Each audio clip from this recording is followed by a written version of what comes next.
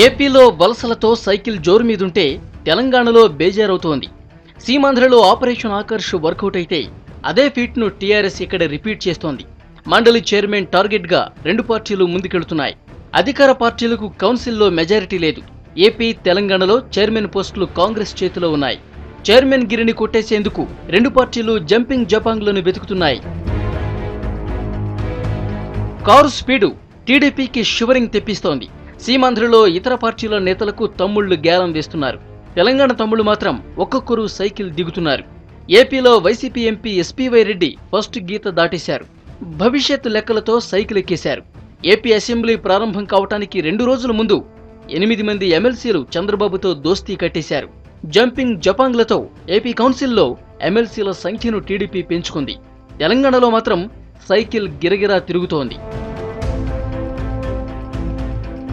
Car దూకుడు TDP care of కే చెమటలు పట్టిస్తోంది. బాబు మెథడ్నే KCR implement చేస్తున్నారు. తెలంగాణ తమ్ముళ్లపై స్పెషల్ ఫోకస్ పెట్టిన గులాబీ బాస్ ఒక్కొక్కరిని కారులో ఎక్కించే ఎత్తిపోతల పథకాన్ని రెడీ చేశారు. కాంగ్రెస్ ఎమ్మెల్సీలు క్యూ కడితే టీడీపీ నేతలు కూడా లైన్లోకి వచ్చారు. పార్టీ అగ్రనేతలతో పాటు 2 టీడీపీ ఎమ్మెల్సీలు కారెక్కారు. టీడీపీ ఎమ్మెల్సీలు సలీం, వెంకటేశ్వర్లు కేసీఆర్ సమక్షంలో టీఆర్ఎస్లో చేరారు.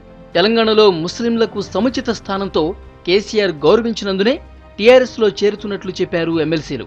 కేసీఆర్తోనే బంగారు తెలంగాణ సాధ్యమని నమ్ముతున్నామని ఎమ్మెల్సీ వెంకటేశ్వర్లు అన్నారు. తెలంగాణ రాష్ట్రం ఏర్పడిన తర్వాత కూడా చంద్రబాబు నాయుడు కక్ష సాధింపుగా వ్యవహరిస్తున్నారని మండిపడ్డారు.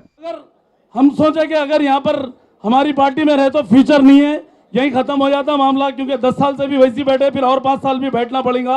तो लिहाजा मैं बोला नहीं, सीधा चंद्रशेखर राव साहब का हाथ पकड़ना है और भी पूरे लोगों को अपने साथ लेके जो है ना पार्टी में जो है ना मिलना है और काम करके जो है ना हम चंद्रशेखर राव साहब को मजबूत करके पार्टी को मजबूत करके जो है ना आगे लेके जाना है. పనిచేయవలసిన అవసరం ఉన్నది. ఇవాళ రాష్ట్రం ఏర్పడ్డ తర్వాత మనం ఈ తెలంగాణను ఒక బంగారు తెలంగాణగా మన కేసీఆర్ నాయకత్వంలో చేసుకోవాల్సిన ఆవశ్యకత ఉన్నది. అయితే ఇప్పుడు ఈ రాష్ట్రానికి ఎన్నో అడ్డంకులు కలిగిస్తా ఉన్నారు. ఇవాళ విద్యుత్తు మనకు రాకుండా చేయడానికి పన్నాగాలు పంతా ఉన్నారు.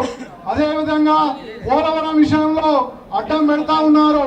బంగారు తెలంగాణ కావాలి. ఇప్పటికైనా ఈ ప్రాంతంలో పార్టీలన్నీ కాదు, అందరం కలిసి కూడా ఈ తెలంగాణ కొరకు పాటుపడాలి. ఓవైపు వలసలు, మరోవైపు మంటలు. సీమాంధ్రలో చేరికలతో సంబురపడాలో, తెలంగాణలో పట్టుతప్పుతున్న తమ్ముళ్ళని చూసి బాధపడాలో తెలియని విచిత్రమైన పరిస్థితిలో పడిపోయింది టీడీపీ.